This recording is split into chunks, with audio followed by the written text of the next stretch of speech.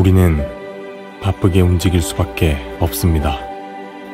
편히 쉴 수도, 잠을 잘 수도 없습니다. 그러나 내일을 함께 꿈꿀 수 있다는 사실 하나는 약속할 수 있습니다. 그래서 우리는 위로가 됩니다. 때론 용기가 되고, 때론 정의가 되기도 합니다. 오늘도 희망을 품고 나아갈 수 있도록 대한민국 국민 모두의 꿈을 지키는 우리는 당신의 벗입니다. 우리 공화당.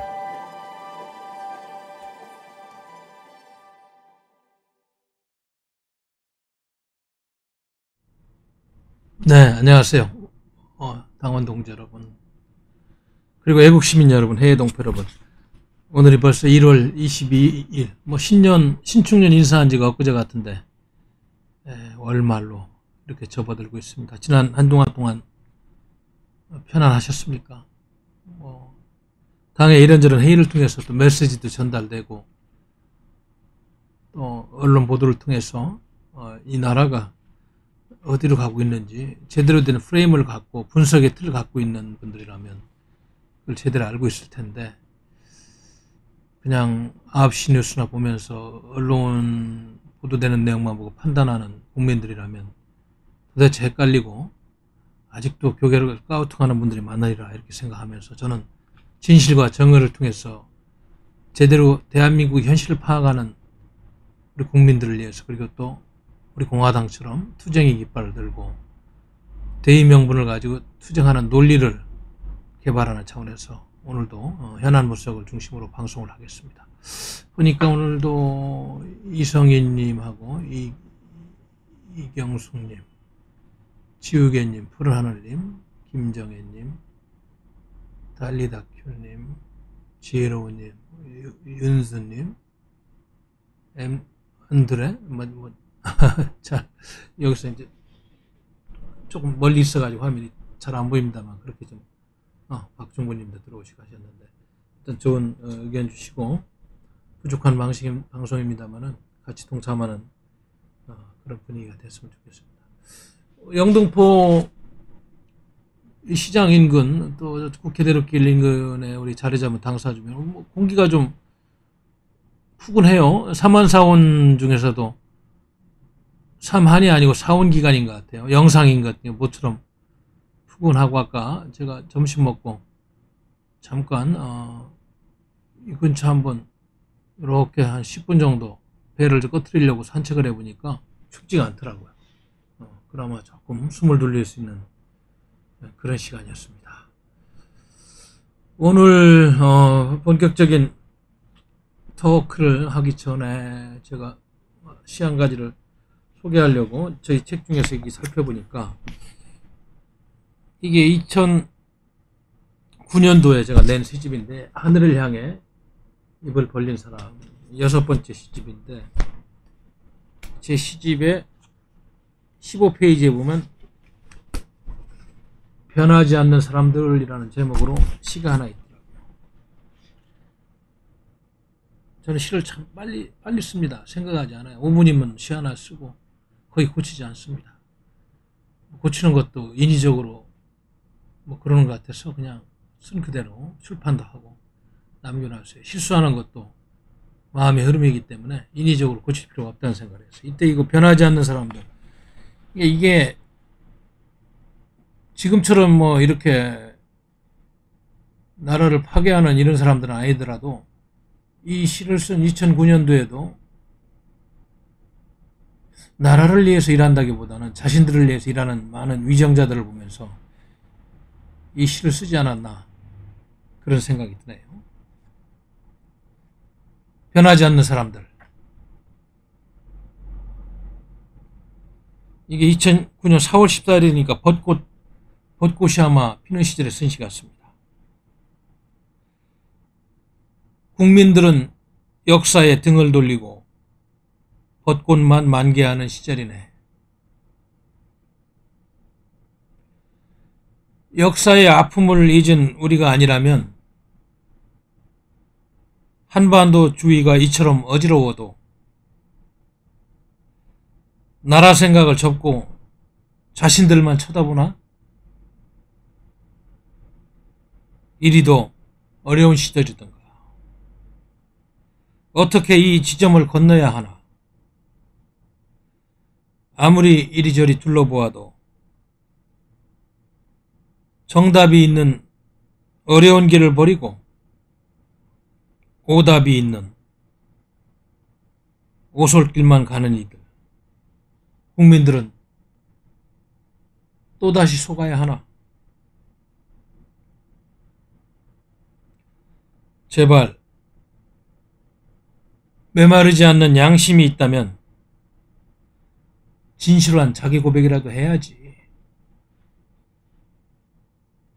불쌍한 민초들과 역사 앞에 서서 못나게 거들먹거리지 말고 더 낮고 겸손한 자세로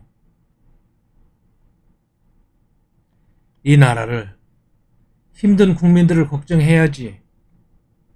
그래야 후손들이 행복할 거야. 또다시 불행한 역사를 맞을 건가?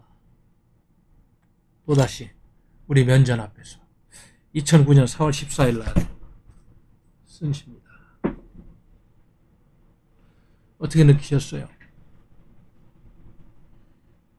예나 지금이나 삼국시대부터 이조시대를 거쳐오면서 일제 강점기 거쳐서 해방공간에서 그리고 건국 과정에서 지금이나 국민을 생각하고 나라를 생각하는 훌륭한 지자도 있었지만 대다수 위정자들은 이렇게 국민과 역사를 외면하고 자신들의 이권과 자신들의 명예만을 위해서 살아온 사람들이 많습니다.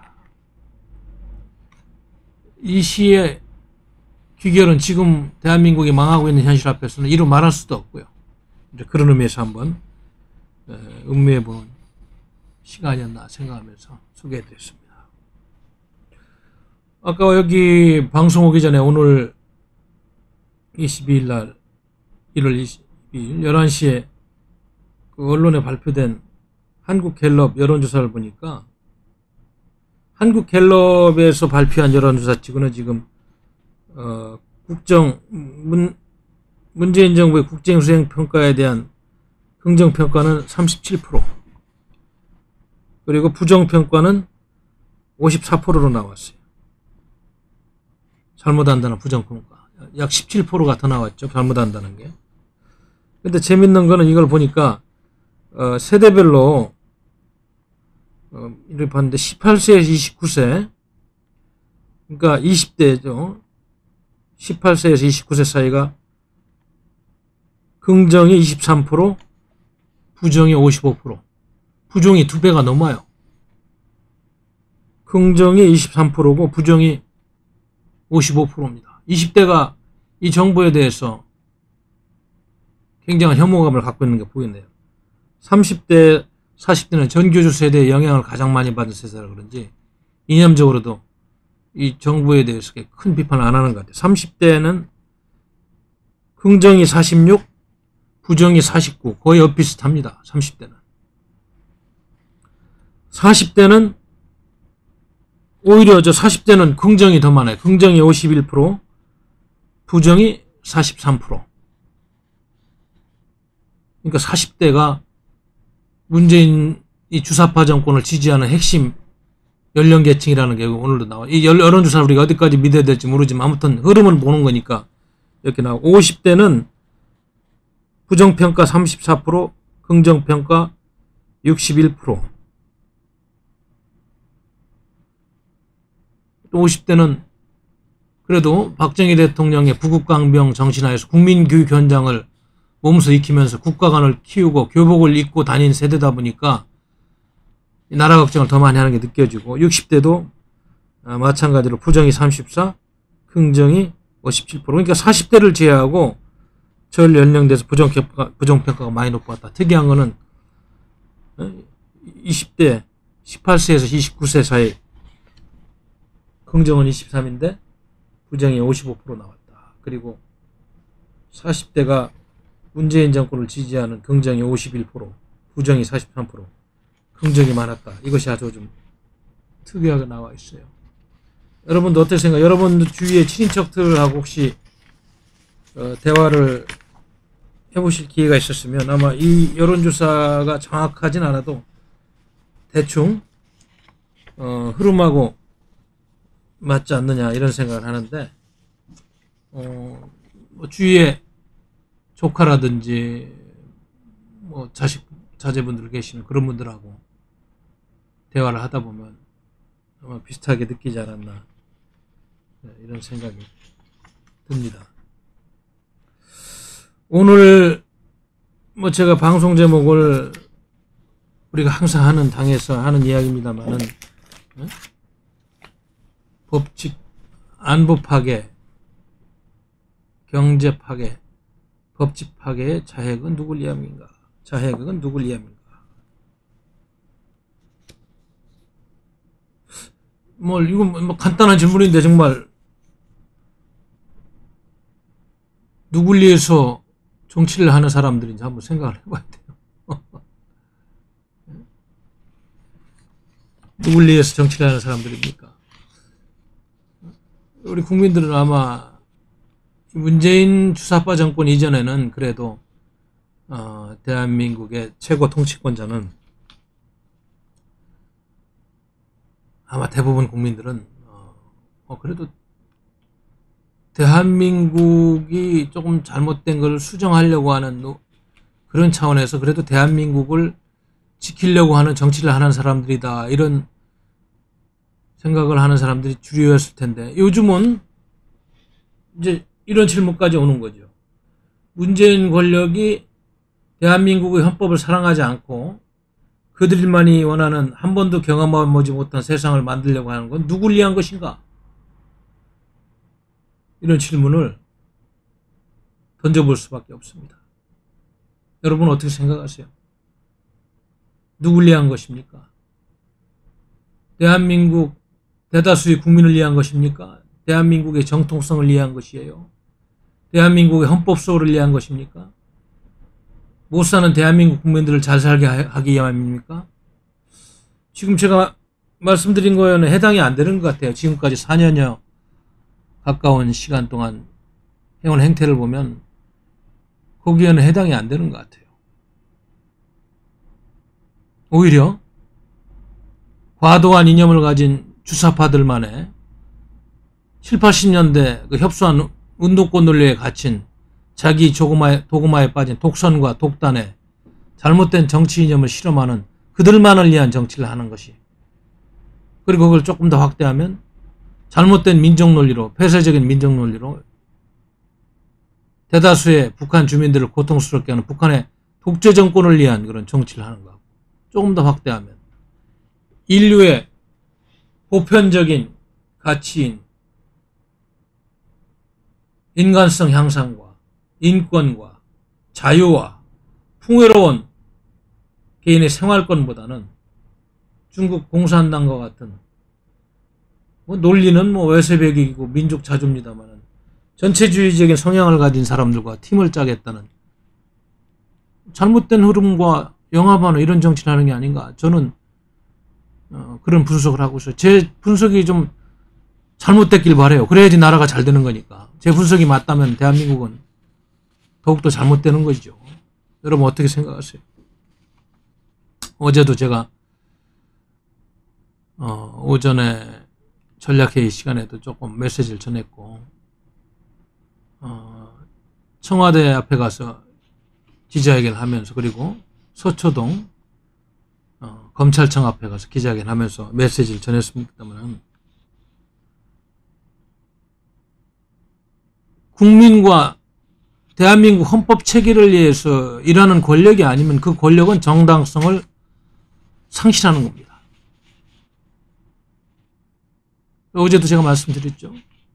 왕조 시대에는 왕을 거스르려고, 왕을 축출하려고, 왕을 부정하면 그것이 반역죄요, 역적이 되는 거지만은, 헌법이라는 국가 운영의 체계, 민주주의 원리 체계를 우리가 다 약속하여서 만들어 놓고 그 체제 내에서 권력을 운용하고 또 잘못되면 그 체제에 의해서 권력의 종지부를 찍는 그런 민주주의 체제 하에서 법치를 파괴하고 국가의 정통성을 파괴하는 세력이 그것이 민주주의 시대에는 역적이 될 수 있고 반역이 될 수 있다.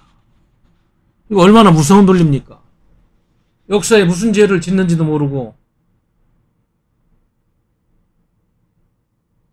한 줌도 안 되는 패거리들이 대다수 국민의 바람과는 달리 잘못된 논리를 가지고 국민들을 속이고 국가를 이상한 방향으로 끌고 가고 있는 것이 사실이라면 이거는 나중에 혹독한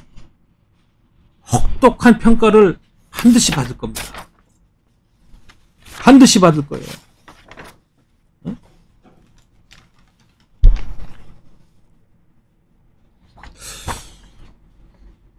안 받을 수가 없어요. 왜? 너무나 자명한 범죄 행위이기 때문에 그런 겁니다. 잠시 권력을 갖고 있을 때 피해갈 수 있고 또 뭐 공수처니 또 이상한 기교를 동원해서 정권을 잘못된 방법으로 잠시 연장해서 피해갈 수 있어도 절대로 오래가지 못합니다. 그래서 우리 공화당의 존재의 가치와 의의가 바로 여기에 있는 거예요. 우리 당원 동지 여러분들 좀 힘들고 어려우시더라도 이러한 사명감을 가지고 우리가 끝까지 같이 투쟁해야 됩니다. 당 대표께서도 힘든 점이 많지만 바로 이러한 큰 역사적인 무게감을 어깨에 안고 우리 당 지도부도 저를 비롯한 그러한 책무를 안고 가고 있다는 말씀을 드려야 될 것 같습니다. 오늘 동아일보를 잠깐 제가 보다 보니까 그 칼럼 하나가 있는데 이 언론의 한계상 언어가 세진 않아요. 그냥 두리뭉실합니다만 그래도 제가 조금 전에 이야기한 이야기를 나름대로 언론에 나올 만한 제도권 언어로 이렇게 쓴 걸 봤어요. 여기 보면 동아일보의 그 칼럼인데 집수리를 하라고 맡겼더니 그러니까 잠시 5년 동안 집수리하라고 맡긴 거지 집 기둥까지 다 부수라고 한 건 아니지 않습니까? 집 기둥까지 다 부수기는 거 아니냐. 그래서 벽돌 한두 개 빼가지고 수정 보완하고 집수리하는 거는 정권이 할 수 있지만은 기둥까지 허무는 거는 그건 국가를 망하게 하는 거니까 그건 안 되는데 이 정권이 그런 징조가 보인다는 칼럼이에요. 굉장히 이제 부드럽게 쓴 칼럼이죠. 그 중에 하나 이제 예를 들은 게 13일부터 일주일간 괌 인근 해상에서 전개된 그 시 드래곤 바다의 용 훈련이라고 이거 동맹국들이 잠수함 훈련을 연합해서 하고 있는데 동맹국들이 미국과 함께 우리 대한민국은 불참했어요.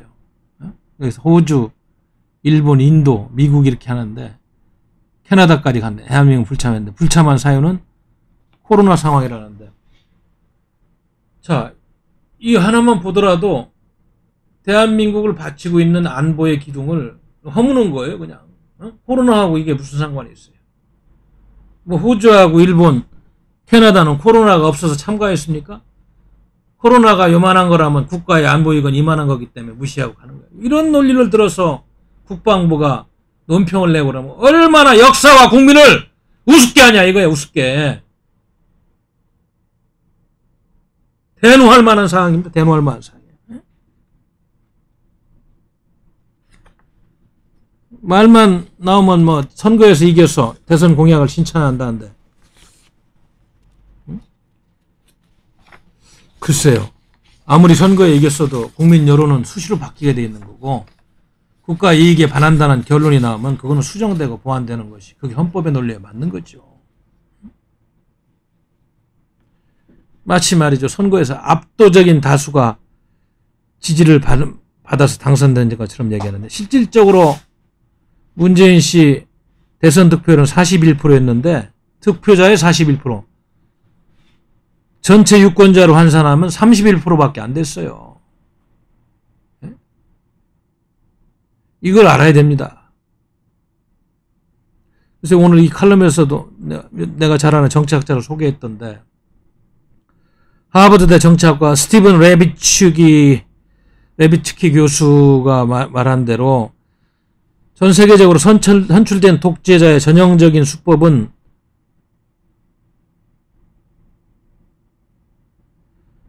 그러니까 전형적인 수법은 뭐냐? 여기도 보면은 상대를 매수하고, 그러니까 심판, 공정한 심판하는 사람들을 매수하고 기울어진 운동장을 만들어서 여론을 조작하는 거예요. 문재인 씨는 좌파 독재라고 미국의 AI에서 이미 정권 초기에 결론을 냈잖아요. 유명한 American Enterprise Institute, 미국 기업연구소에서. 지난 4년 동안 한 걸 보니까 그 말이 틀리지 않잖아요. 상징 조작, 논리의 비약, 독선, 그리고 정당한 심판을 해야 되는 사법부하고 검찰 권력 이런 데를 매수하든지 개인의 출상을 보장하고, 아니면 무슨 논리인지 모릅니다만 한 패거리들이 여론몰이를 통해서, 김경주의 드루킹 사건 이런 것도 정권 창출부터 그런 한 행태일 텐데, 기울어진 운동장을 만들어서 언론을 통제하고 전형적인 독재자들의 수법입니다. 그러니까 5년 동안 잘못된 집을 수리하는 것까지만 맡겼는데 기둥을 허물고 기둥을 빼고 말이야, 헌법 개정을 통해서 완전히 집을 바꾸려고 하는데, 언제 한번 대통령 선거공약 얘기하는데, 여기 그 칼럼에도 얘기합니다만 헌법 개정하겠다고 그런 이야기 한 적이 있어요? 표시 안 나게 그냥 이런저런 이야기를 하고 있습니다만, 사회주의 연방정법 개정 마음은 갖고 있는데 지금 시기만 보고 있을 텐데, 목표가 거기니까. 아마 겉모습은 뭐 이원집정부니 대통령제가 너무 권력이 집중되어 있으니까 내각제 비슷한 이원집정부제로 가서 국민한테 다가가는 정부가 해야 되겠다. 그래서 그 동조자들 끌어모으려고 하니까 박근혜 대통령 탄핵할 때처럼 또 김무성이 같은 내각제 세력들, 얼간이 같은 놈들, 역사의 배신자들 또 끌어들여서 헌법 개정 세력에 끼워넣겠죠. 그게 국민의힘은 그런 역할을 할 공산이 많은 사람들이죠. 권력을 나눠먹자고 그러면. 왜? 싸우지 않고 비판하지 않고. 아직도 선출된 권력 국민의힘 야당이라고 찍어줬는데 나온 야당 국회의원이 한 놈이라도 없어요. 박근혜 대통령 탄핵 잘못됐다고 어디 공식적인 석상에서 발행하는 친박 의원들도 내 그런 사람 못 봤어. 네? 이것이 현실입니다 지금.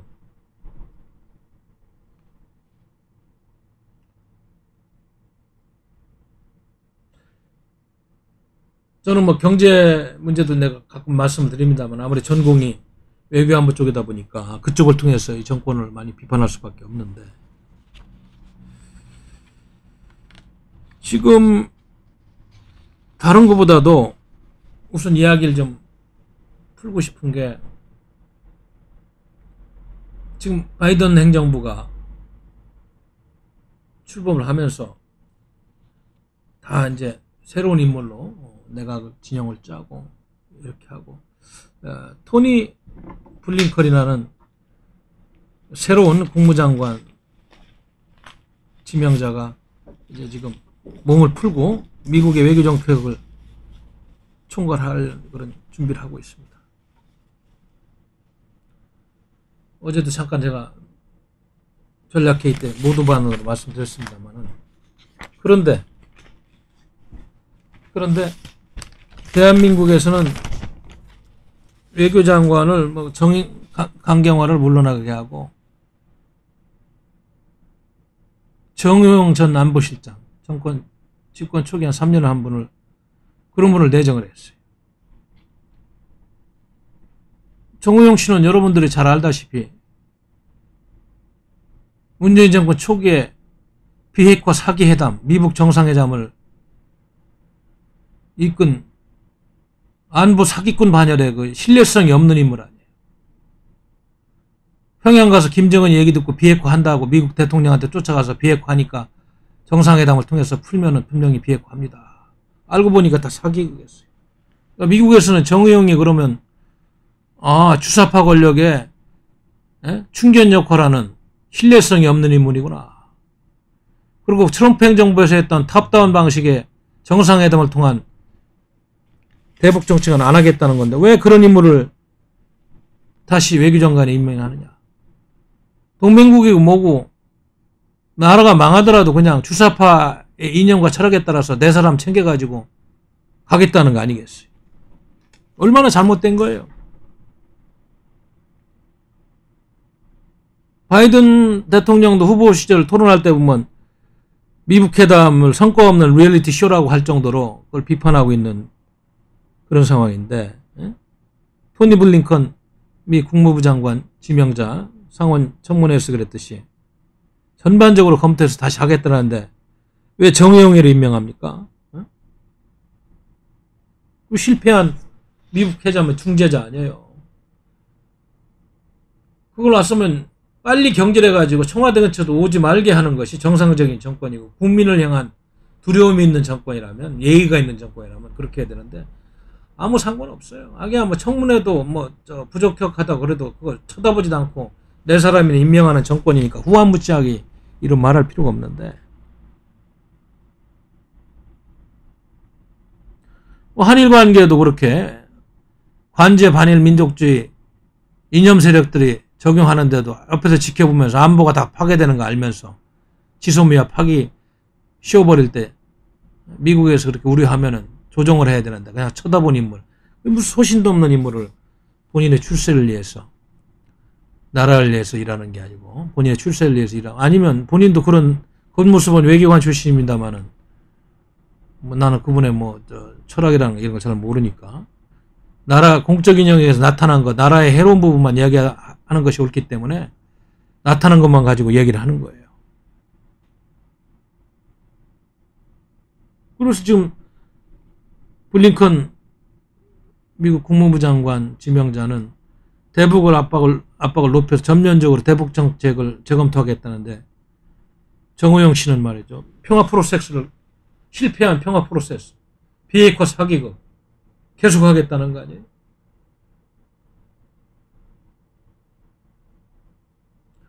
그래서 실패한 정상회고를 개선하겠다.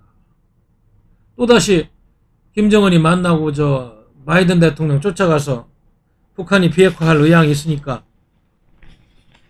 다시 한번 해봅시다 이럴 겁니까? 쳐다보지도 않을 거예요. 미국 사람들이 어떤 사람들이에요? 만나주지도 않을 거예요, 그러면. 강경화 전 외교부 장관 그렇게 홀대받고 청와대 여행하는 여행 스케줄 때는 여행사 사장 노릇만 하고 나오더니 대한민국처럼 중견국가의 외교부 장관을 이렇게 그런 것까지 고려하지 않고 임명하는 것은 큰일 났다, 이런 생각이 듭니다. 지금 보니까 여기 박명수님, 백경란님, 박경란님, 양영신님, 전승구님, 우명우님, 여기 잘 안 보입니다만 많은 분들이 오셔서 말씀 남겨주고 있네요. 그래서 지금 신년 기자회견에서도 문재인 씨가 하는 얘기는 전혀 동맹국하고 기조가 맞지 않은 엇박자 외교를 다 하겠다. 그 여기는 뭐냐? 제가 아까 모두에도 얘기했듯이 대통령 선거 공약에는 없는, 마음속에 검은 마음속에 갖고 있는 잘못된 노선으로 국가를 계속 운영하겠다는 그거 이상이 아닙니다. 한미 간의 주요 현안을 보면은 앞으로 바이든 행정부가 가야 될 방향하고 문재인 정부가 갈 방향이 많이 다릅니다.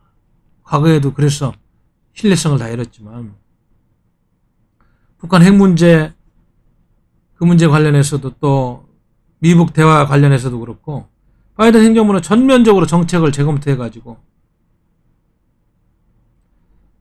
대북 압박을 높일 효과적인 모든 정책 옵션을 다시 한번 모색한다는데, 우리 주사파 정부는 그 철진하고 실패한 작품으로 정치 사기극으로 끝난 싱가포르 합의를 계승하고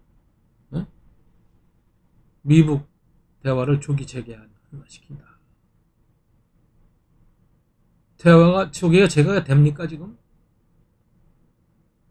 대한민국 그걸 이끌 능력이 있어요? 여러 상황으로 볼 때 조기 재개가 어렵습니다. 지금 바이든 행정부가 처한 여러 가지 한적한 과제를 볼 때 북한 문제는 당분간 후순위입니다. 그저 압박을 지속하면서 더 이상 도발 하정을 막는 정도에서 지금 그칠 거예요. 현실적인 감각이 떨어지고 남북 교류 협력 문제도 그래요. 문재인 정부는 계속 북한한테 뭘 주겠다 그러고 뭐 이러고 있지만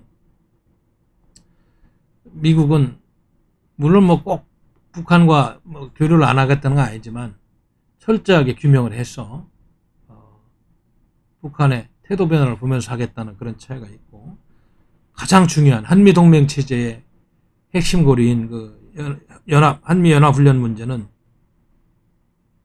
미국은 축소 중단 없이 예정대로 계속 하는 것이 인도태평양 전략, 아시아태평양 전략, 동북아시아 군사전략이 맞지만 이게 이 부분이 이제 아직 그렇지 않아도 이 정부의 본질을 잘 드러내는 부분이에요. 뭐라고 했어? 필요하면 남북군사공동위원회를 만들어서 거기서 협의한다? 남북군사기본합의서 만들 때 미국과 협의 안 해가지고 그 많은 비난을 받고 신뢰성을 상실했는데 이런 이야기를 또 하고 있어요. 그러니까 이건 동맹국이 보기에는 기본적인 신뢰감이 없는 정부라는 것이 또 나타나고 있어요. 적국과 협의해가지고 동맹국과의 하는 훈련을 조정하겠다? 이게 무슨 발상이에요? 도대체 상식을 갖고 있는 국가 지도자라면 이런 이야기를 할 수 있습니까? 사석에서 참모들하고는 할 수 있는지 몰라도 국민을 상대로 한 신년 기자회견에서 이런 이야기를 한다는 건 앞으로는 임기 남은 1년 더 이상 볼 것도 없다는 생각이 계속 드는 겁니다. 전시작전권 전환 문제도 마찬가지죠. 뭐 아무 준비도 안 돼 있으면 임기 내 달라고 말해요. 지금 저 국방장관 맡은 그 양반도 그걸 자기가 하겠다고 그러는데 그 양반도 정신 차려야 돼. 아무리 장관직이 좋아도 육사나 나와서 대한민국 실정, 국제정세를 공부한 사람이라면 그게 안 되는 거 알면서 그렇게 아부하고 있습니까? 물론 미국도 언젠가는 그걸 줘야 된다는 걸 알지만 지금 북한의 핵 능력이라든지 대량 살상무기 능력을 볼 때 주한 미군 가족뿐만 대한민국의 자유시민의 생명권을 위해서도 그거는 지금은 전혀 준비가 안 됐다는 거 아니에요. 객관적으로 평가를 해보고 점검을 해봐도. 왜 그러는 거예요? 왜 그렇게? 일부러라도 미국 같은 동맹체제하고 동맹을 맺어서 국가의 안보 이익을 확보하려는데 대한민국은 무슨 민족공주 논리로 자주 논리로 이렇게 달라는 겁니다. 아직 시기상조 준비가 안 됐잖아요. 준비만 잘 돼 있고 자주국방을 할 수 있는 충분한 여력이 된다면 이 얘기 맞지만 그러니까 자꾸 의심을 받는 거예요. 주사파 정부의 속내가 뭐고 한미동맹 파괴하고 북한하고 자주 통일하겠다는 연방자하겠다는 게 그런 의도입니까? 친중 정권 돼가지고 한미동맹 이탈해서 전체주의 정권하고 딱 맞춰가지고 이렇게 살겠다는 거예요. 뭐예요 도대체? 좀 한심하다는 생각이 들어요. 하여튼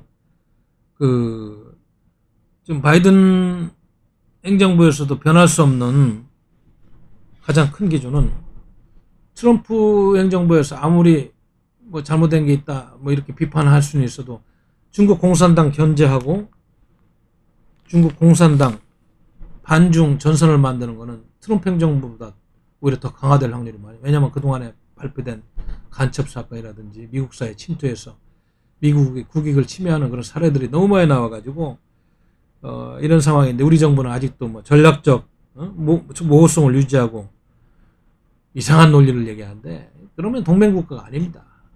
차라리 그럼 한미동맹 파기하고 중국으로 간다고 해서 주사파 정권 사람들만 그렇게 사세요. 대한민국 국민들은 그게 원치 않아요. 31% 전체 국민의 31% 지지로 당선된 정권이 이런 것까지 하면 안 돼요. 잘 모르는 국민들 혹세무민해서 그렇게 끌고 가면 안 됩니다. 역사가 철퇴를 내립니다. 그래서 미국은 동맹공조를 계속 확보하고 한국 동참을 계속 권유하고 있는데 이 정부가 자꾸 말장난하고 있잖아요. 한일 관계도 마찬가지예요. 네? 조속히 지금 미국에서 증용자 문제, 위안부 문제 해결해서 그렇게 가라는 거고 한일 관계의 토대가 안 되면 경제도 안 되는 거 아시죠 여러분? 한미뿐만 아니고 경제 안 됩니다.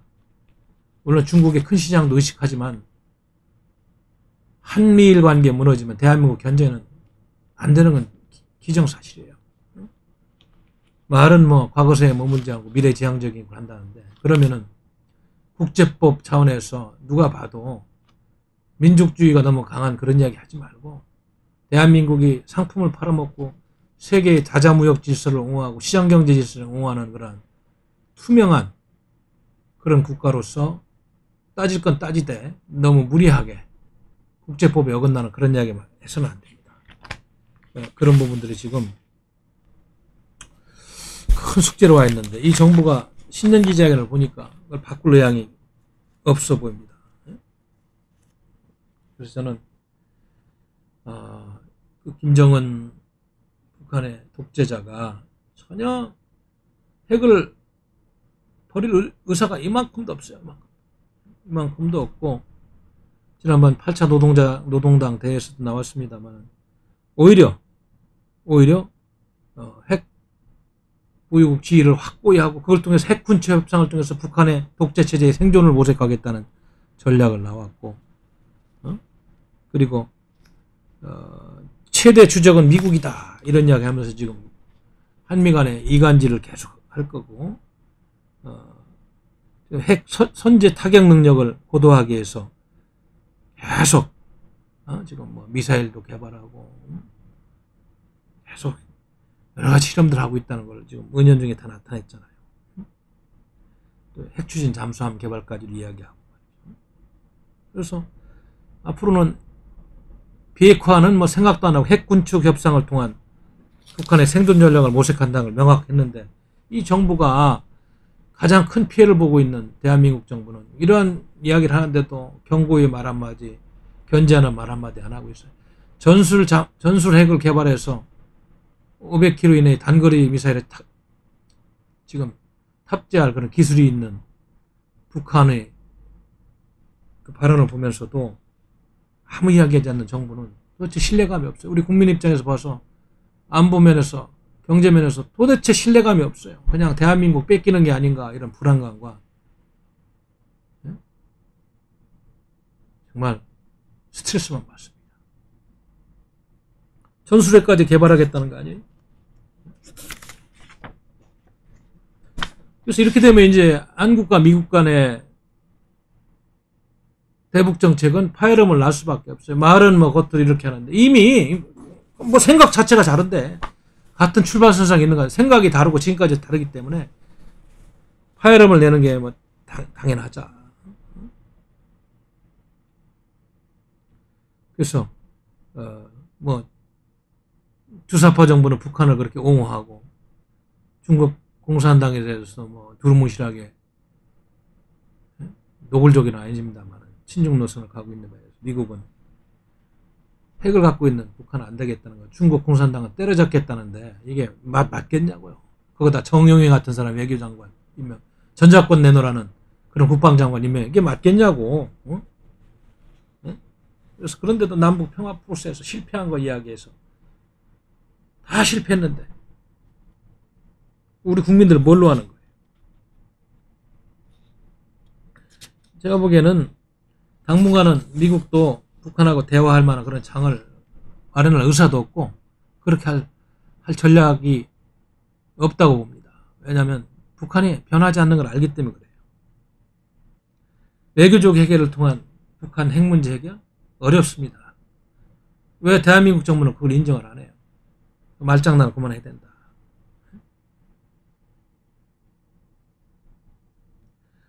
그래서 저는 이번에 바이든 행정부에서 그 국방장관에 지명된 로이드 오스틴 그 후보자가 한 얘기를 굉장히 저는 의미 있게 봤어요. 뭐라고 그랬나고요? 북한을 중국, 러시아, 이란과 함께 미국의 위협으로 지목하면서 한반도 작전 계획에 필요한 군사여건을 재검토할 것이고, 특히 북한 핵과 미사일뿐만 아니라 대량 파괴무기, 사이버 위협 등에 대한 포괄적인 대응 방안을 마련한다. 엄청난 이야기를 했잖아요. 이 정부는 그런 이야기 우리 국민들한테 합니까? 좋은 이야기만 하고 우리 민족끼리 민족공조, 남북 평화회담, 위장된 평화.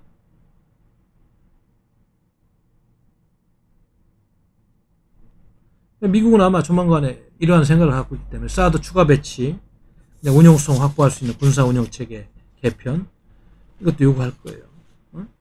북한이 전술핵 무기 개발해가지고 한국과 일본을 인질로 삼아서 미국을 압박한다는 그런 전략을 노골적으로 얘기했는데, 거기에 대한 경계심을 하나도 이야기하지 않는 대통령이 군사 통치권자로서의 자격이 있는지 모르겠어요. 참 큰일 났다. 이렇게 되면 이제 한미동맹이 삐걱대면서 미국이 원하는 대로 한미연합훈련도 안 하고 그러면 이제 주한미군 재배치 카드까지 꺼낼 것이고, 물론 방위비 분담금 협상 문제는 트럼프 행정부보다는 조금 용이하게 해결되겠지만, 주한미군을 단지 북한을 견제하는 그런 개념에서 이제 인도태평양, 중국까지 견제하는 개념으로 확 틀어버릴 그런 확률이 더 커졌다. 우리는 북한을 견제하는 주한미군을 묶어놔야지 우리 실익이 있는데, 그런 면을 이 대통령이 보고 있는지 모르겠어요. 그래서 당분간 아마 여러 가지 현안이 많아서 크게 부각은 안 되겠습니다. 이런 시한폭탄들이 있다는 것을 알아주셔야 되겠습니다. 그래서 지금까지도 이제 여러분들 알다시피 안보 파괴라는 걸 내가 이야기하면서 이 이야기를 이렇게 해주는 이유는, 왜 이 정부가 안보를 이렇게 파괴하고 있는지 여러분들이 알아야 되기 때문에. 지금까지도 북한의 비핵화쇼는 이미 완전한 사기였으며, 문재인 정부가 추구한 비핵화 드라마도 허망하게 끝났다는 사실을 여러분들이 알아야 됩니다. 미북 정상회담 쇼 역시 북한의 핵고도화 시간만 벌어준 어떻게 보면 알면서 그런 건지 모르면서 그런 건지. 하기야 옛날에 김대중 전 대통령도 남북 정상회담 하고 와가지고 북한은 핵 개발할 능력도 없고 생각도 없다. 노무현 전 대통령 북한 핵도 일리가 있다. 이런 이야기 하면서 북한에 현금 갖다 주고 지원하면 그 돈 가지고 북한 핵 개발했으니까, 알면서 그랬는지 모르면서 그랬는지. 사실은 이런 부분에 대해서 제대로 된 나라라면 엄청난 국정조사와 특검을 통해서 규명을 해야 되는데, 아직까지는 제대로 된 정치인들이 없고 국민과 역사를 두려워하는 제대로 된 정치인들이 없으니까 그런 것이 좋은 거라고 그냥 두리뭉실하게 넘어가고 있는 안타까운 현실이다. 이런 말씀을. 그러니까 문재인 정부는 바이든 정부하고 동상이몽을 하고 있는 거예요. 그래서 안보 파탄이라는 거예요. 안보 파탄. 어떻게 동맹국가, 동맹체대 핵심인 한미 군사훈련을 하는데 필요하면 적국의 북한과 협의할 수 있다고 정신 나간 소리를 합니까? 어떻게? 동맹국가보다 우리 적인 북한을 더 따르겠다는 얘기예요? 아니, 김정은이가 비핵화 안 하고 핵을 가지고 국가 생존 전략으로 삼고 핵 군축회담으로 가겠다는데, 그러고도 북한이 비핵화 의지를 갖고 있다고 국민들한테 사기칩니까? 아마도 모르게 몰라도 또 남북 정상회담 평화 사기소 통해가지고 대선 전에 뭐가 해보려고 하면 그럴 수 있겠죠. 북한도 거기는 이득이 맞잖아요. 여기 제대로 된 정권 들어서서 압박해서 북한 붕괴시키는 것보다는 말 잘 듣는 김여정이가 뭐라고 그러면 대북전단권 만들고 외교부 장관 받고 이런 주물럭한 이상한 정권 들어서가지고 같이 살아야 되니까 그런 시원을 할 수 있습니다만은, 대한민국 국민을 위한 정치는 아니란 말이에요. 내가 보기에 북한 독재 정권을 위한 정치. 평화는 그렇게 해서 확보되는 게 아니란 얘기. 그렇게 해서 평화가 확보됐습니까? 2차 대전 전에 이 얘기를 자꾸 합니다만 너무 중요한 이야기라. 영국의 챔벌레인 수상이 유럽의 평화를 만든다, 히틀러하고 평화 조약 맺고 와서 유럽에 더 이상 전쟁은 없다, 걱정할 거 없다 그러더니 그 조약 잉크가 마르기 전에 히틀러는 유럽을 침공하고 그 조약을 파기시키고 2차 대전이 일어나서 5천만 명 이상이 죽었어요. 그런 역사를 알고 있는 지도자라면 이렇게 쉽게 이야기를 못한다. 허황된 얘기 할 수 없다. 미국과 한국이 이렇게 엄청난 동상이몽을 하는데 동맹체제가 어떻게 유지됩니까? 이거는 속된 말로 동맹체제를 깨자는 이야기하고 이렇게 바꿔서 얘기하면 그런 생각이 있는 게 아닌가 의심할 지경이에요.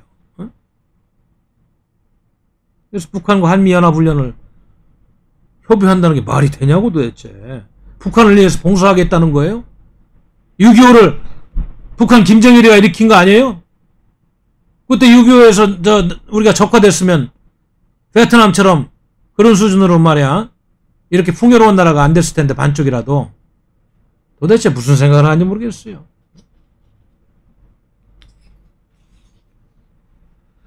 바이든 행정부가 이 문재인 정권에서 갖고 있는 불신감은 이런 말할 필요가 없을 거예요. 이 정도만 봐도 뭐 끝난 이야기입니다. 다 흘러간 레코드판 다시 들어가가지고 대한민국 국익에 무슨 도움이 되겠어요? 예?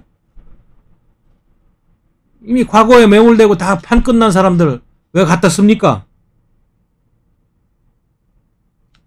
그러니까 북한의 비핵화는 관심도 없는 거야. 예? 대한민국 국민의 생존권이 어떻게 되는 관심이 없어. 그저 남북한 가짜 평화쇼로 정권 연장하겠다는 거. 그거 하나밖에 없는 사람들 아니에요.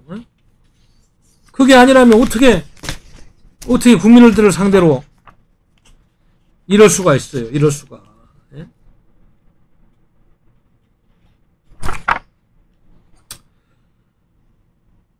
그 미국의 CSI에서 제가 거기 연구물을 자주 여러분들을 소개해드렸잖아요. 따끈따끈한 거. 미국의 대표적인 싱크탱크인데, 예? 전략국제문제연구소, Center for Strategic International Study, CSIS. 거기 존 햄리 소장이 한국 언론하고 인터뷰하면서 뭐라고 했어요. 예? 지금 한국 정부가 할 수 있는 거는 미국의 대중점략을 중국 공산당을 봉쇄하고 그걸 돕는 것이 가장 중요하다. 어? 이런 이야기를 했잖아요. 거기에 대한민국의 안보이익이 있는 거예요. 근데 거꾸로 가려고 하니까 이게 되겠느냐고. 네? 문재인 정부에 있어서 가장 중요한 것은 중국에 대해 올바른 접근법을 취하도록, 특히 미국이 중국 견제를 잘하도록 돕는 일이다. 미국의 중국 압박 정책에 한국도 동참해야 된다 이런 이야기를 하고 있잖아요. 그리고 무슨 바이든 행정부 출범하면서 미북 간의 대화 이거는 안 될 거라고 이분도 이야기하고 있어요. 김정은하고는 뭘 할 가능성이 없는 걸로 평가하고 있다는 거 아니에요. 실무자들이 다시 만나서 얘기해도 또 말장난을 한다는 걸 이미 알고 있다. 이 존 햄리 CSI 소장이 이렇게 이야기를 하고 있습니다. 왜들 이러는 거예요? 왜들? 네? 우리 당원 동지 여러분, 국민 여러분, 해동표 여러분, 뭘 의심합니까? 네? 외교안보 라인에서 이 정부에서 그동안 주사파 인사들 또 거기 빌붙어가지고 일신의 영달을 내서 양심을 팔아먹는 인사들 한 얘기 다 봤잖아요. 문정인, 이수혁, 정세현 말이죠. 여기 이인영부터 해서 뭐 강경화 외교부 장관 할 때 의전부 장관 했던 정의용 씨 조금 전에 소개해서 뭘 더 보겠어 뭘. 여튼 그래서 안보 파괴, 네? 법치 파괴는 뭐 이루 말할 수도 없죠. 헌법이 잘 안 지켜주고 있으니까. 대북전단 금지법 만드는 그 자체가 법치 파괴예요. 만들어서는 안 되는 법. 헌법의 표현의 자유를 어기고 있잖아요. 대표적인 거. 공수처법 헌법에 근거도 없는 겁니다. 이루 말할 필요가 없어요. 그거는 다음에 또 오늘 안보 문제를 가지고 제가 분석을 하기로 하고. 경제 파괴 뭐 말하면 뭐 하겠어요. 소득주도 성장은 아직까지 끝까지 다 망한 경제 정책인데 갖고 가겠다는 거 아니에요. 코로나 핑계제고 경제 실패의 원인이 코로나 때문이고 본인들의 경제 정책이 잘못됐다고 이야기하지 않고 있잖아요. 신년 기자회견은 한마디로 3.6 개그 콘서트 했어요. 제대로 보는 국민이라면 그거 역겨워서 받겠어요? 정말 이 나라가 어디로 가는지 똑바로 봐야 돼요. 현안 몇 가지 더 소개해 드릴게요. 응? 여러분들 바빠서 아마 신문 볼 시간도 없고 뭐 안 된 대체가 좀 많은 거. 저도 어제 청와대 앞에 와서 기자회견을 하고 왔습니다만 4대강 국민연합도 어제 그 앞에서 기자회견을 하는 것 같더라고요. 거기서 이제 그런 거죠. 아니 이명박 정부 때 멀쩡하게 수질 관리를 해서 물 관리를 해서 해놓은 4대보를 해체한다고 하니까 4대강 국민연합에서 응? 뭐라고 기자회견을 했냐면 국가물관리위원회가 보 해체를 결정한 것은 물 이용자인 4대강 주변 농민들의 의사를 무시하고 국민의 민생을 철저히 외면하는 처사다. 포 하나에 1,000억 원 이상 들어서 건설하고 긍정적인 거 맞는데 굳이 부정적인 이유를 들어서 보를 철거하겠다? 포 철거하는데 수백억 원씩 들 거 아니에요. 국민 세금이 무슨 껌값입니까? 국민의 생명과 재산을 지키고 보호하기 위한 국가의 기관 시설을 파괴하는 행위다, 이렇게 비판을 하고 있어요. 그래서 지금 18일 날 정부 발표는 지금 죽산부, 세종부, 공주부 이런 부를 해체한다는 것인데, 인근 주민들은 농업용 수확부에 큰 어려움을 겪는다. 그리고 무슨 이거 부를 해체해서 얻는 이득이 정확하게 뭔지도 모르고 또 수백억 원씩 들여서 하나의 철억씩 들인 부를 해체해야 되느냐. 세종부 문제를 이야기하면서 공주보 철거 문제에 대해서 주민 74%가 반대하고 있다, 이런 이야기를 하고 있는데, 말만 여는 국민 여론, 국민 뜻 그러면서 이런 거는 왜 국민 뜻을 안 따르는지 알 수가 없어요. 뭐 해체하는 거 정말 원전 해체하는 거와 똑같아. 왜 그러는 거예요? 국가 이익하고 반하는 거에 대해서. 뭐 자연보호 때문에 그러는 거예요? 자연보호 때문에 그래서 산업화도 하지 말았어야지. 그냥 지금 3만 불 시대 열지 말고 150불, 200불 할 때 그 가난한 나라에서 산업개발 하지 말고 그냥 살았어야죠.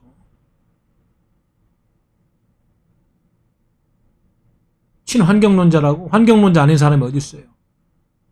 그러나 국가의 불을 일구고 전체적인 차원에서 이득이 되기 때문에 부득이하게 자연의 일부도 통제하고 그런 거 아니겠어요? 참 기가 막힌 논리입니다. 그리고 이 정부가 아마 대통령 선거 때 한 공약 중에 하나가 이제 공무원을 많이 채용한다는 거였는데, 지금까지 4년 동안 공무원을 9만 명이나 지금 증원했다고 그럽니다. 문재인 정부가.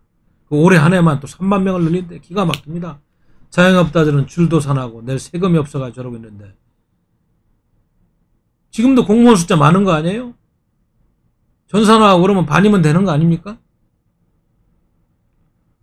그러니까 지난 4년 동안 9만 명이 늘어나고 올해만 또 3만 명 늘린다니까, 야 12만 명은 느는 거네요.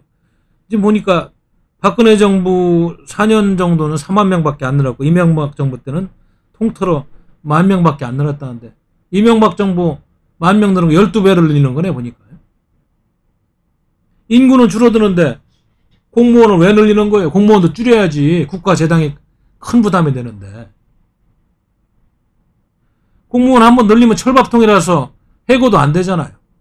응? 국가 지출은 매년 증가할 거고. 제가 그때 기억하기로는 문재인 씨 대선 공약으로 공무원 17만 4천 명을 채용한다고 그랬는데, 그거를 이제 뭐 구급 공무원으로만 환산해도 30년간 약 328조가 들어간다고 그래요. 그게 지난해 국회 예산정책처에서 추산해낸 예산이야. 이미 지금도 대한민국 재정 적자는 이염신호 아닙니까? 국가 채무는 올해 기준으로 956조, 국내 총생산의 47% 수준이고, 앞으로 23년, 4년 후면은 99%까지 올르는데, 이건 완전히 빨간불이 언제 그리스 될지 몰라, 이러다가. 세금을 낼 수 있는 노동력 인구, 생산력 인구 비중은 현재 70% 정도밖에 안 되는데, 35년 뒤에는 50%로 급나간다는데, 이런 상태에서 공무원이 이렇게 늘어나면 그냥 골로 가자는 이야기지. 아니, 다음 정부는 생각 안 하고 다음 정권은 생각 안 해요?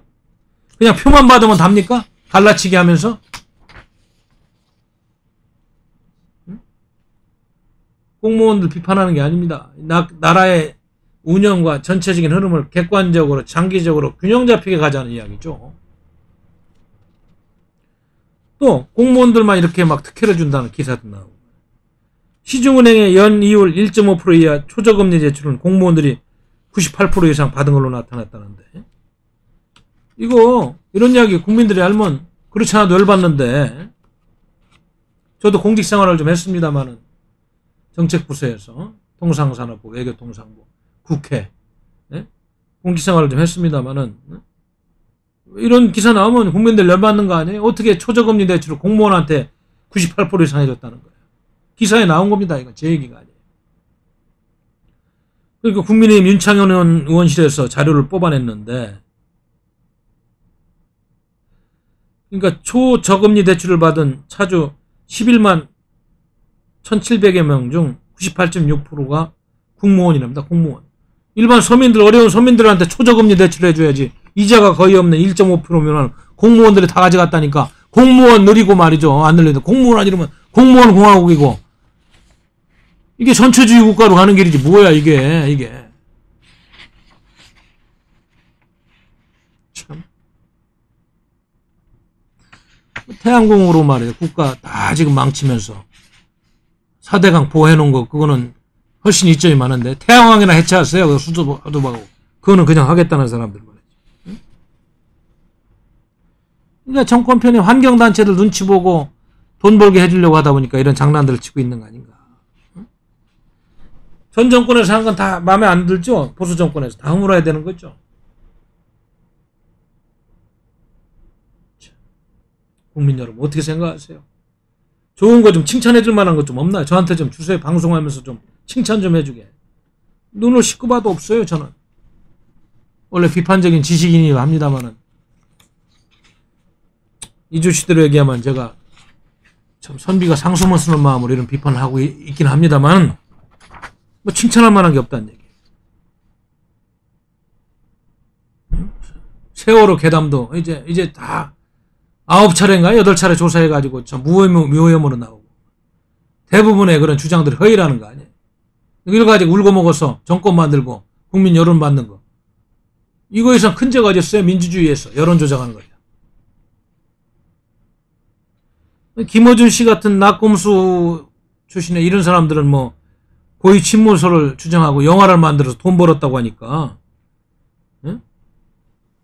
기가 막힌 거죠. 해양수산부도 항적 조작은 불가능하다고 했고 항적 조작이 어떻게 가능하냐고 그런 말을 하고 검찰의 세월호 참사 특별수사는 19일 날 결국 세월호 항적 조작은 사실이 아니고 검찰 발표를 못 믿겠다는 사람들은 아직도 이상한 소리를 하고 있는데 결론은 하여간 명확한 것 같아요. 사고 원인은 배 상부의 불법 증축, 평형수의 부족, 대형 화물 호박 부실 등의 운항 미숙이 겹쳐서 만들어진 사고다. 이것이지 그 예에는 없다는 거 아닙니까? 잠수할 충돌설, 미 핵잠수함 충돌설, 우리 해군 잠수함 충돌설 전혀 근거 없다는 거 아니에요. 뭘 믿어요? 8차례씩 조사하고 말해.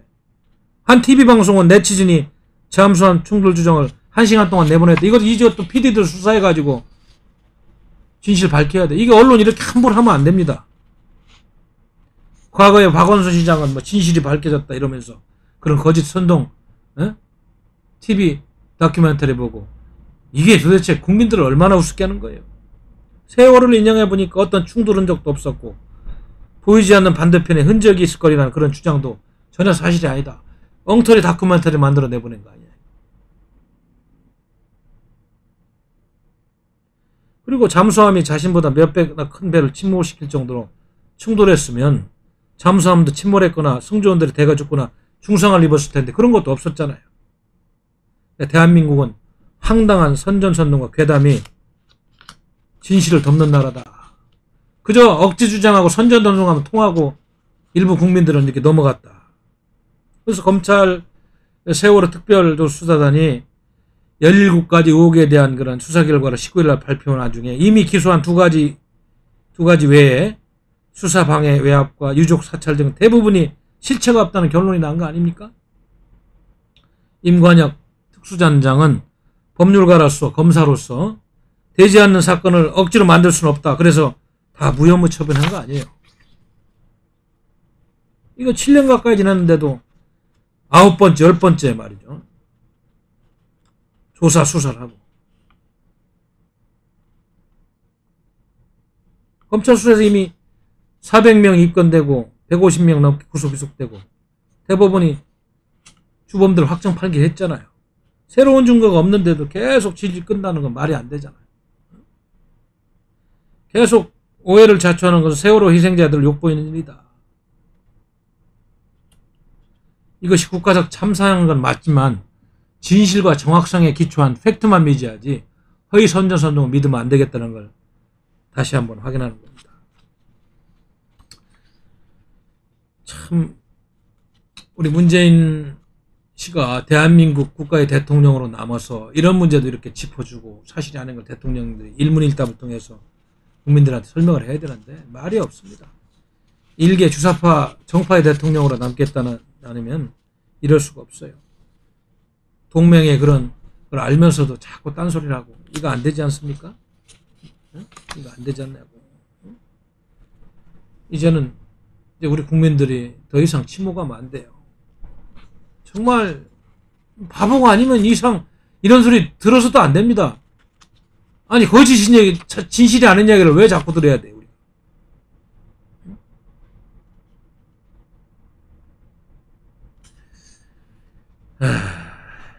참 표만 된다면은 계속 표만 된다면은 국민들의 의견이 상관없이 내일 후손들이 어떤 부담을 지든 표만 된다면 정책을 펴는 정권, 헌법 지키는 정권 아니죠. 응? 수백만 자영업자들이 그렇게 고통받고 있는데 또 코로나 이익 공유제 그런 이상한 이야기 꺼내가지고 잠시 또 심리적으로도 도움을 줄 것 같지만은 물론 지금 은행과 금융회사들이 자영업자 등에 대한 이자를 감면하도록 법으로 강제하는 방안을 추진합니다만 잠시 도움을 받겠지만 그것이 얼마나 큰 도움이 될지는 저도 모르겠어요. 잠시 도움은 될 겁니다. 그러나 이제 중요한 거는 이게 이제 법 원칙에 그게 맞는 것인지 지금 소극적인 금융위원회나 산업부 등 이런 데서는 이거는 어떻게 보면 법 원칙과 시장경제 논리에 안 맞을 수 있다니까 그냥 거길 건너뛰고 당에서 이렇게 밀어붙이고 있는 것 같은데 한시적 특별법까지 지금 검토하고 있다 이런 얘기를 하고 있는데 모르겠어요. 하여튼 표만 된다면 뭐든지 하려고 합니다. 도와는 줘야 되는데 근간과 원칙을 허무는 선을 넘어서까지 도와주는 거는 그건 후손들이나 그 다음 정권에 너무 큰 부담이 되잖아요.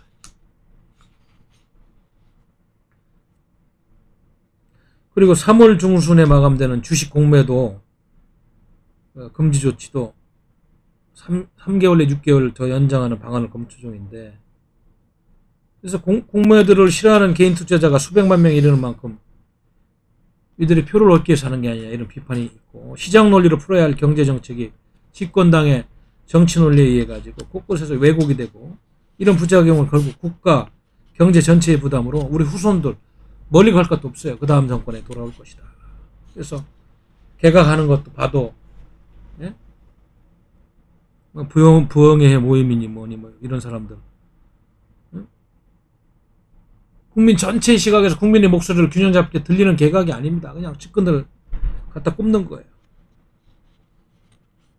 박영선 중소벤처기업부 장관 후임에 더불어민주당 권칠중 의원, 박양호 문화체육부 장관 후임에 민주당 황희 의원.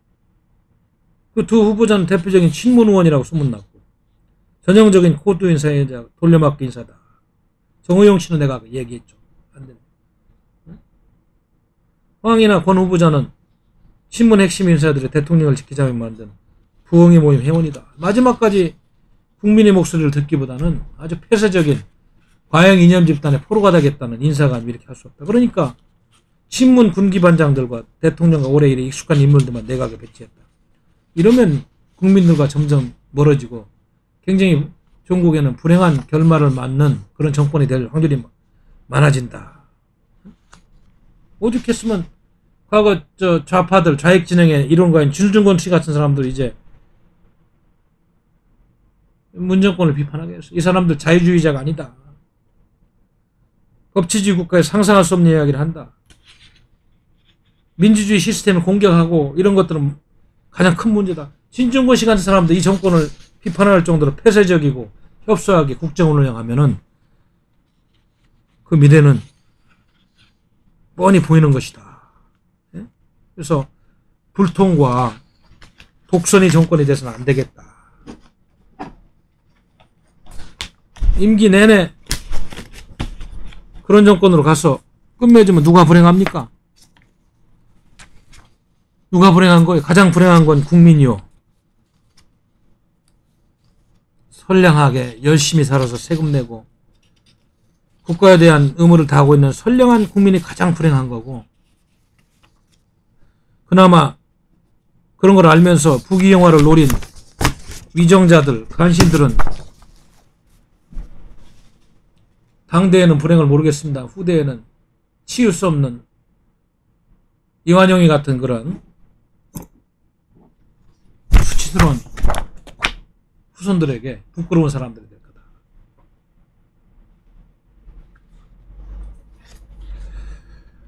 거다. 대한민국은 정말 일제감정계에서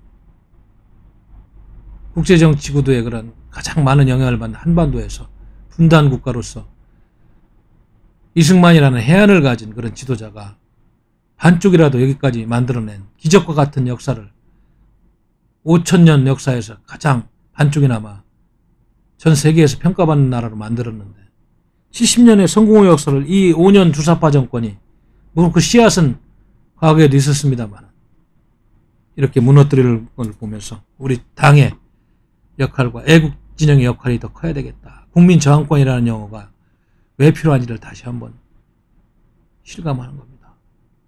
근데 제가 가끔 말씀 올립니다마는 나라가 이렇게까지 될 때 보수의 잘못된 부패하고 노블리스 오블리제를 행하지 않은 그 사람들, 주사파 정권 못지않게 나쁜 사람들이에요. 그게 바로 국민의힘에서 싸우지 않고 자신들의 영달을 위해서 야당 같지 않은 이중대 역할을 하고 있는 이런 사람들, 또 역사에 죄를 지고 있는 거 아니야. 나라 잘못되는 일조하고 이 정도 됐으면 이제는 참회하고 싸워야 될 거 아니야. 이래서 이 나라가 희망이 없는 거예요, 지금. 그나마 백석이라도 만들어줬더니 이건 야당도 아니고 말이에요. 잘못된 지도자들을 정치인이라고 만든 국민들이 불행히 여기 있는 거예요. 그들한테 속고 상처받고, 그러나 그 책임은 결국 전부 국민들한테 들어갑니다. 국민들이 뽑았기 때문에. 그럼 국민들이 잘못된 걸 알면 과감하게 그걸 고치고 시정하라고 혼을 내주고 안 되면 끄집어 내리는 것이, 그것이 국민의 역할입니다. 이래서 새로운 역사가 만들어지는 거예요.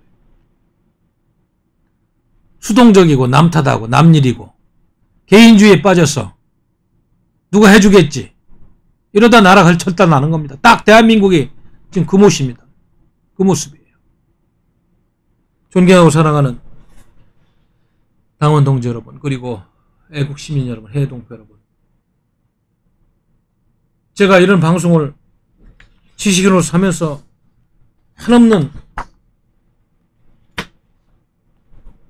그런 가슴 아픔과 또 절망감과 또 조그만 희망을 갖고 중첩된 마음을 하고 있습니다. 잘 될 것이다. 어떻게든 이기고 우리는 다시 될 것이다. 우리가 그런 날을 만들려면 제르드된 마음을 가진 자유우파 국민들이 똘똘 뭉쳐서 잘못된 지도자들 혼내고 바로잡고 말을 안 들으면 쫓아내고 새로운 인물, 새로운 역사를 이룰 수 있는 정치 세력으로 유류를 교체하고 다시 틀을 짜는 그런 일이 없이는 이 나라는 희망이 없는 겁니다, 여러분.